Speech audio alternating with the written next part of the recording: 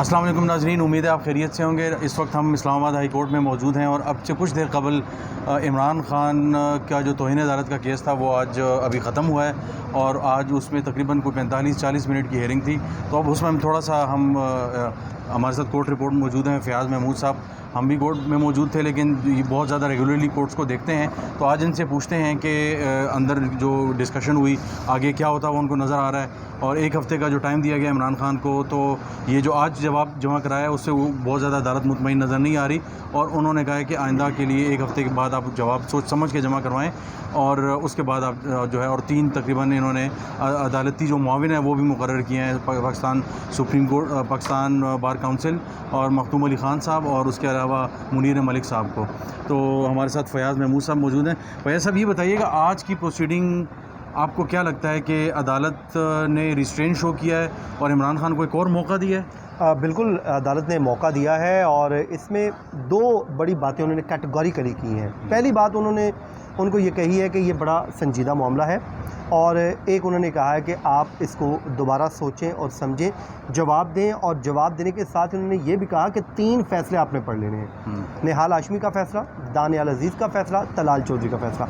ये फ़ैसले क्या हैं? इनमें कन्विक्शन हुई है। ये 3 फ़ैसले उनको कहा है कि आपने पढ़ने हैं, पढ़ने के बाद इसको सोच समझ के आपने फ़ैसला करना और जवाब लिख लेना है। एक बात। दूसरी बात उन्होंने ये कही है कि ये मामला आज ही ख़त्म हो सकता था, लेकिन तो इसके साथ उन्होंने अब 2 रास्ते उनको आसानी से समझा दिए हैं कि अगर मामला ख़त्म करना है तो अब आपको पता है कि कैसे ख़त्म होगा, क्योंकि आज ही ये ख़त्म हो सकता था। यानी कि आज अगर ख़त्म हो सकता है तो मामला अगली हेयरिंग पे आज कैसे ख़त्म हो सकता था? वो अगर उनका जो रिप्लाई है इस तरह का ना आता, तो जिसमें सिंपल सा यही होता है कि जो अपने आप को आप सरेंडर कर देते हैं अदालत के रहमो करम पे और अपनी जो गलती है, क्योंकि अदालत ने कहा कि आपके जवाब से ये लगता है कि आपको अपनी मिस्टेक का एहसास भी नहीं है, आपको अपनी गलती का एहसास भी नहीं है। तो अगर जवाब में गलती का एहसास कर लिया जाता, ख़ुद को रहमो करम पे छोड़ दिया जाता कि जी अदालत जो है रिस्ट्रेन का मुजाहरा करे, और अदालत ने जैसे पहले माजी में कई केसेस में किया है, फिरदौस आशिक अवान में किया है, उसके अलावा जो फवाद चौधरी केस है, फिरदौस आशिक अवान केस में तो अदालत ने लिख दिया था कि बादियुन नज़र में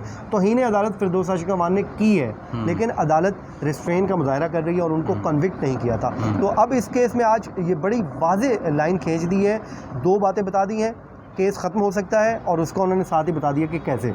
और दूसरा उन्होंने ये कहा कि अगर नहीं तो फिर आपने वो फ़ैसले पढ़ने के बाद लिखने, क्योंकि सुप्रीम कोर्ट के फ़ैसलों के ऊपर अमल करने के हम पाबंद हैं, हम लाजिम हैं। तो ये एक ये बताइएगा कि जिस तरह आज मियां गुल हसन ने बहुत कम कमेंट किए, एक आध कमेंट किया और उन्होंने हामिद खान से इस्तफसार किया कि आप ये बताएं कि आज ये जो आज रिप्लाई जो आपने जमा कराया है, ये केस आज ख़त्म हो सकता था एग्जैक्टली, लेकिन आपका बजाय उनके कहने का मकसद था आपने जो जवाब जमा कराया है वो बहुत ज़्यादा कोई तसल्ली बख्श नहीं है। तो आप समझते हैं, आप क्या समझते हैं, आप ज़रा सुप्रीम कोर्ट और हाई कोर्ट ये लीगल चीज़ों को मुस्तकिल तौर पे देखते रहे कई सालों से, आप समझते हैं कि शायद इमरान खान के जो मुशीर हैं, चाहे वो लीगल हैं चाहे वो सियासी हैं, उन्होंने कहीं मिसगाइड किया है कि आपने सरेंडर नहीं करना?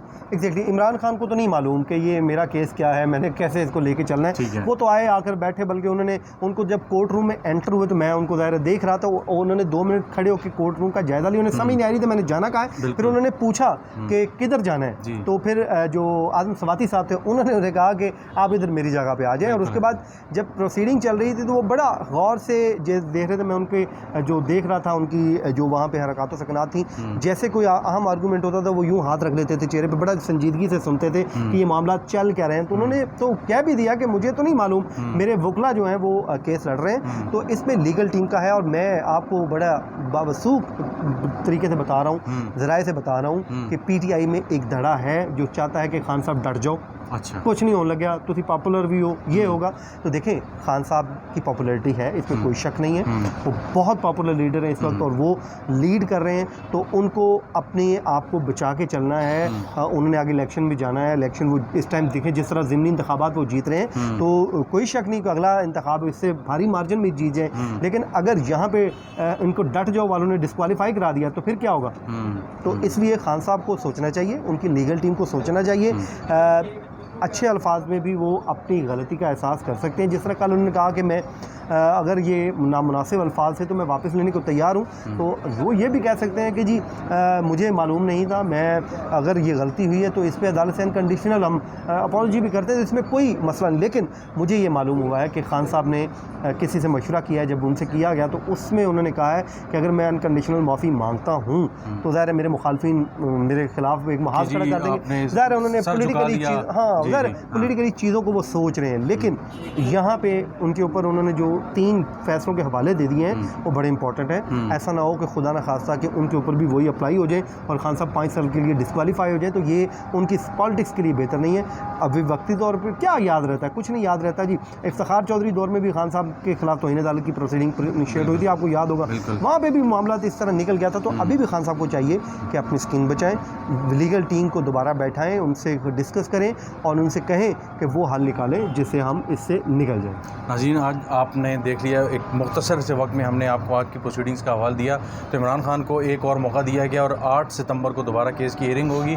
और अतर मिनल्ला साहब ने ये कहा है कि आप सोच समझ कर, हामिद खान साहब को कहा, जो वकील है इमरान खान के, कि आप सोच समझ कर इसका जवाब जमा करवाएं। और मौका दिया है, एक विंडो दी है इमरान खान को कि वो माजरत कर लें और मामला यहीं पे ख़त्म हो जाएगा। वरना ऐसा लगता है कि शायद ये प्रोसीडिंग्स आगे जाएंगी और मामला कंटेम्प्ट तक जा सकते हैं। लेकिन माजरत का वर्ड यूज़ नहीं किया कि वो कर लें, लेकिन एक रास्ता दिखा दिया, वो यही होता है। जो थीम है अदालत का वो ये बाज़ाहिर नज़र आ रहा है कि अगर माफ़ी मांग लेते हैं तो मामला ख़त्म हो जाएगा। वरना फिर जो 3 केसेस का जो हमने अभी जिक्र किया है उसका हवाला दे के उन्होंने वो इशारा भी दे दिया कि बात उस तरफ भी जा सकती है। लेकिन बाज़ाहिर अतर मिनल्ला साहब का जो मिजाज है, जो इस इस्लामाबाद हाई कोर्ट में जो अब तक इन्होंने वो किया है, बाज़ाहिर ये बात उसको इस तरफ लेके जा रहे हैं कि इस तरह के अल्फाज दोबारा इस्तेमाल ना हो, माफ़ी तलाफ़ी से मामला ख़त्म कर दिया जाए और दोबारा ये केस जो है, इस तरह के केसेस जो हैं वो अदालत में ना आएँ। अब तक के लिए इतना ही। इंशाल्लाह कल दोबारा मुलाकात होगी। बहुत शुक्रिया आपका।